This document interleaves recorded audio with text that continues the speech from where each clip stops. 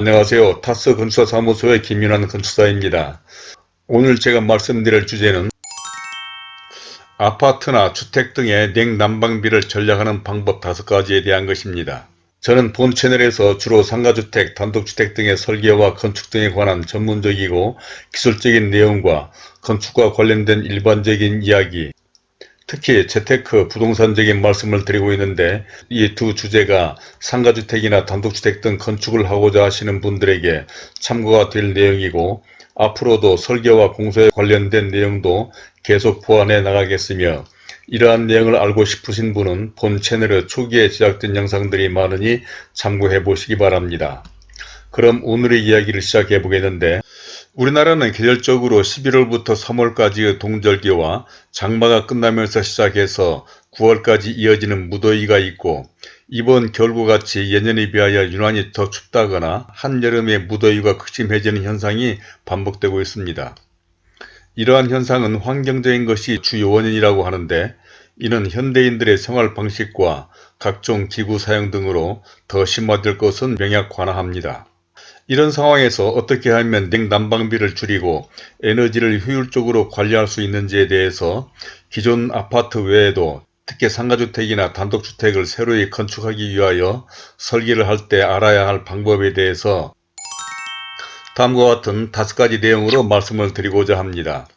아무쪼록 아파트 등에 거주하시거나 상가주택이나 단독주택 등 건물을 지으시려는 분 등에게 참고가 되리라 생각하며, 먼저 보시기 전에 구독과 좋아요 그리고 선풀을 남겨주신다면 저에게도 큰 힘이 되어서 이러한 영상을 만드는 데 도움이 될 것 같습니다. 그럼 순서에 따라서 첫 번째로 아파트, 상가주택, 단독주택의 실내 공간에 대해서 설명을 해보면, 아파트나 단독주택 등 대부분의 주택의 실내 구조는 크게 거실, 주방, 식당 등의 공적이고 사회적인 공간과 안방을 비롯한 자녀방, 서재 등 사적인 공간으로 분리할 수가 있을 것입니다. 이는 아무것도 아닌 것 같아 보이지만 아파트나 상가주택, 단독주택 등 주택 설계를 하는 데 있어서는 대단히 중요한 의미가 있는 것이죠. 그것은 기능적으로 볼 때 가급적이면 이러한 공간들이 서로 중첩되지 않도록 하는 것이 사용상 좋기 때문이고, 특히 건축에서 중요시하는 프라이버시, 즉 공간끼리의 독립성을 위해서도 이 두 공간을 분리해 주는 것이 생활하는 데 있어서도 중요하기 때문인 것입니다.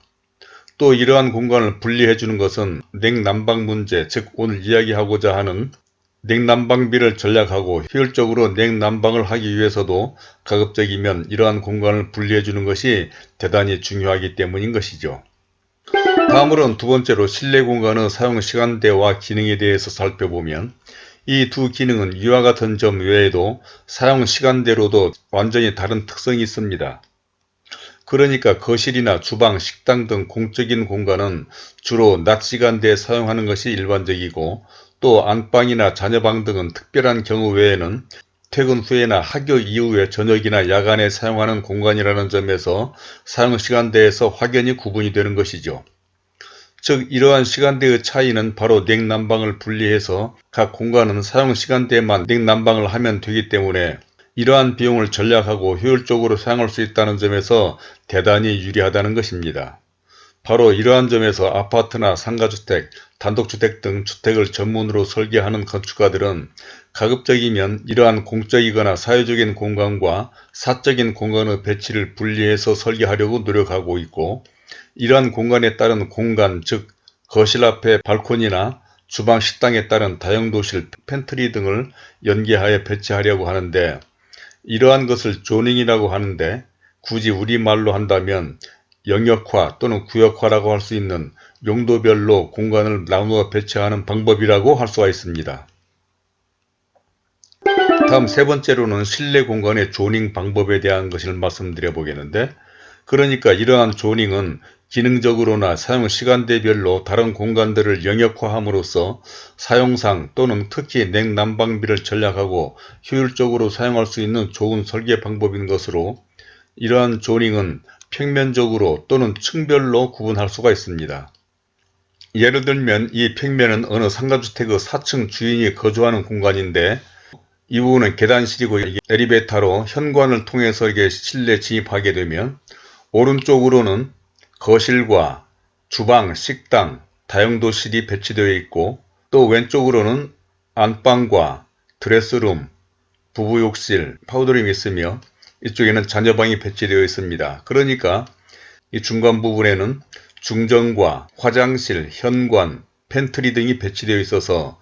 이쪽 부분은 공적이고 사회적인 공간이고 이쪽 부분은 사적인 공간으로 구분해 볼 수가 있으며 이 가운데 부분은 이 두 공간을 연결해주는 중간 역할을 하고 있는 구조라고 볼 수가 있습니다.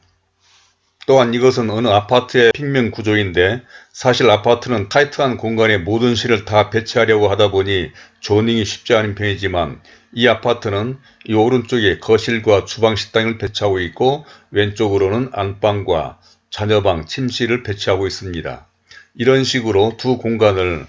분리하여 설계하려고 노력하고 있고 다음으로는 층별로도 조닝을 하는 방법이 있는데 이는 단독주택의 경우에 대체로 1층에는 현관과 거실과 주방, 식당, 다용도실과 손님방, 예비실 정도를 배치하고 2층에는 계단실을 통해서 올라오면 안방과 드레스룸, 부부욕실, 그 다음에 자녀방 등 사적인 공간으로 설계하는 경우가 많은데 이것도 기능별로 또는 사용시간 등을 고려하기도 하지만 이렇게 층으로 구분한다면 냉난방도 주로 낮 시간대에는 1층에 거실과 주방, 식당에 기거하는 시간이 많으므로 1층만 냉난방을 하고 2층의 사적인 공간은 야간에 기거하는 시간에 냉난방을 하는 대신 야간에는 1층은 냉난방을 하지 않으면 되므로 기능적으로나 특히 냉난방비를 줄이는데 아주 효율적인 것이죠. 또한 1층과 2층으로 구분되는 단독주택이나 상가주택 등의 주인이 거주하는 4층과 다락을 연결하는 계단실도 가급적이면 이 사진과 같이 이 계단실 부분을 유리로 칸막이를 해준다고 하면 이와 같이 유리창이나 문으로 층을 구분해주면 냉난방 손실을 막아주는데 대단히 효율적이므로 특히 상가주택이나 단독주택 등을 설계하는 경우에는 이러한 방법을 적극적으로 적용할 필요가 있습니다. 다음은 네 번째로 단열공법, 단열재 그리고 창문 설계에 대해서 말씀드려보면 이 밖에도 중요한 것은 효율적인 단열 방법과 단열재의 사용 그리고 창문의 배치입니다. 그러니까 과거 옛날에 지은 단독주택 등이 춥다고 한 것은 당시만 해도 단열 규정도 없었고 단열재도 변변치 못했으며 특히 알루미늄 샤시로 된 창은 빈약하기 그지없었는데 이러한 창은 창틀과 창문 사이에 틈도 많고 유리는 페아그라스 즉 겹유리도 아닌 3mm 단창이었기 때문이었으나 요즘은 창틀이나 유리도 그때와는 비교할 수 없을 정도인데 이것도 가급적이면 PVC 이중창으로 설계하는 것이 좋습니다. 즉 창도 시스템 창이라 해서 단창으로 된 것이 있는데 이것이 일종의 시스템 창으로서 단창이라고 볼 수가 있을 것입니다. 이 창문은 이러한 이중창에 비해서 이건 이중창이라고 볼 수가 있겠죠. 이것이 외창, 이것이 실내에 있는 창으로 대부분의 아파트에 있는 창들이 이러한 이중창인데 이러한 창과는 구분이 되는 것이죠. 그래서 이러한 것을 시스템 창호, 단창이라고 볼 수가 있는데 가급적이면 단열이나 냉난방을 위해서는 이러한 단창보다는 이중창이 훨씬 좋고 가격도 저렴하며 결로등도 방지할 수가 있어서 아파트나 상가주택 등은 이러한 창을 설치하는 것이 좋습니다. 창의 단면으로 보면은 이것이 단창이고 이것이 이중창이라고 볼 수가 있는데 이중창은 이쪽에 외창과 내창으로 분류할 수가 있고 이 유리가 이렇게 지금 두 개로 되어 있는 것은 겹유리, 이걸 보고 페어그라스라고 얘기하는 것이죠. 이 유리와 유리 사이에 단열 처리를 한 것이고 이 유리는 과거에는 3mm짜리를 썼지만 지금은 전부 다 5mm짜리를 사용하고 있는 것이죠. 또한 상가주택 등을 설계할 때 창문의 크기나 배치도 냉난방이나 길로 등을 생각한다면 가급적이면 남쪽이 아니라면 창을 작게 하거나 창문을 줄이는 것이 훨씬 효율적이긴 한데 이러한 창이 건물의 외관에 미치는 영향도 있다는 것도 염두에 둬야 할 것입니다. 또한 에너지를 절약하기 위해서는 단열 방법도 중요한데 이러한 단열 방법은 세 가지로 볼 수가 있는데 외단열 공법과 내단열 공법이라고 있어서 이 노랗게 표시된 것이 단열재입니다. 그래서 외단열 공법이라고 하는 것은 이쪽이 외부이고 이쪽이 실내 부분인데 바깥쪽에 단열재를 붙인 것을 외단열 공법이라고 하는 것이고 내단열 공법은 이 실내 쪽에다가 단열재를 붙인 것을 내단열 공법이라고 하며 내단열과 뇌단열을 혼합한 공법은 이 두 가지 방법을 혼합해서 사용한 공법이라고 볼 수가 있는데, 냉난방이나 결로를 방지하는 측면에서는 이 내단열보다는 외단열 방법이 훨씬 더 유리하고, 이 내단열과 외단열을 같이 한 공법은 더 좋은 방법이라고 볼 수가 있을 것입니다. 그래서 외장재가 노출 콘크리트가 아니라고 한다고 하면, 가급적이면 이 외단열 공법이나 이러한 내단열과 외단열을 합한 공법으로 사용하는 것이 이 냉난방이나 결로를 방지하는 데 있어서 대단히 중요한 것이고, 이러한 단열공법과 단열재 그리고 건물의 창호 설계 방법 등에 대해서는 보다 더 기술적이고 전문적으로 설명한 영상이 있어서 아래 더보기에 첨부해 놓을 테니 보시면 아주 상세하게 이해할 수가 있을 것입니다. 다음으로는 마지막 5번째로 생활에서의 에너지 전략 방법에 대해서 말씀드리면서 마치겠는데, 이러한 방법으로는 먼저 이러한 현관 중문을 설치하는 것을 권장합니다. 이는 과거에 지은 아파트나 좁은 상가주택 등의 임대세대의 경우에 이러한 중문을 생략한 경우가 많은데, 모두 다 아시는 바와 같이 이러한 중문은 가급적이면 설치하는 것이 냉난방을 전략하기 위해서 훨씬 더 좋다는 것이고, 다음으로는 벽난로의 사용도 권장하고 싶습니다. 특히 거실 천정을 오픈시키거나 주방 식당까지 넓은 공간인 경우에 이러한 벽난로는 보조 난방장치로 대단히 효율적이기도 하고, 또 낭만도 있어서 기존 건물의 난방이 부족하거나 특히 상가주택이나 단독주택 등 신축의 경우에는 이를 적극 권장하고 싶습니다. 또한 아파트 등 기존 주택의 외벽 부분에 단열이 잘 안되거나 특히 결로 등으로 곰팡이가 생기는 경우가 많은데, 이는 단열 공법이 잘못되었거나 불량한 단열재를 사용한 데다 과거에는 벽 미장 위에 바로 벽지를 붙인 경우가 대부분으로, 그러니까 이쪽이 외벽 부분인데 외벽 부분에 이 콘크리트 위에 바로 미장을 하고 여기 벽지를 발랐기 때문에 아무리 밖에서 단열을 잘한다 해도 결로가 발생하는 수가 많았는데, 최근에는 외벽에 3cm 정도의 강목을 붙이고 여기에 석고보드를 붙인 다음에 벽지를 바르는 것이 최근의 외벽의 구조입니다. 또한 이 외벽과 석고보드 사이에 이러한 단열재, 이것이 반사형 단열재인데 이 반사형 단열재를 또 이 사이에 끼워주는 경우도 있어서, 이렇게 한다고 하면 기존 건물에 단열이 안되거나 결로가 있는 벽을 이러한 방법으로 단열과 결로를 해결할 수가 있습니다.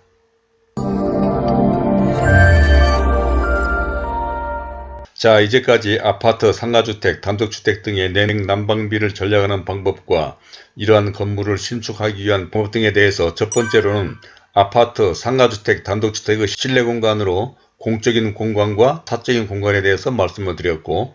두 번째로는 실내 공간의 사용시간대와 기능에 대해서, 세 번째로는 실내 공간의 조닝 방법, 네 번째로는 단열공법, 단열재 그리고 창문 설계에 대해서, 다섯 번째로는 생활에서의 에너지 전략 방법에 대해서 말씀을 드렸습니다. 어떻습니까? 냉난방비를 전략하거나 효율적으로 에너지를 절약할 수 있는 방법으로는 위에서 설명한 방법 외에도 또 더 많이 있습니다. 그러니까 좀 더 적극적이고 기술적인 방법으로는 패시브 공법 등도 있고, 또 열 교환기를 사용하는 방법도 있기는 한데, 이는 좀 더 기술적이고 비용이 많이 발생하는 수단으로 다음에 기회가 되면 이러한 구체적이고 기술적인 방법에 대해서도 설명하겠지만, 우선 오늘은 일반적인 방법이나 기존 아파트 등에 사용할 수 있는 방법을 설명드렸는데, 혹시 이런 데 대한 궁금한 점이나 의견 등이 있으시면 선플로 남겨주시길 바랍니다.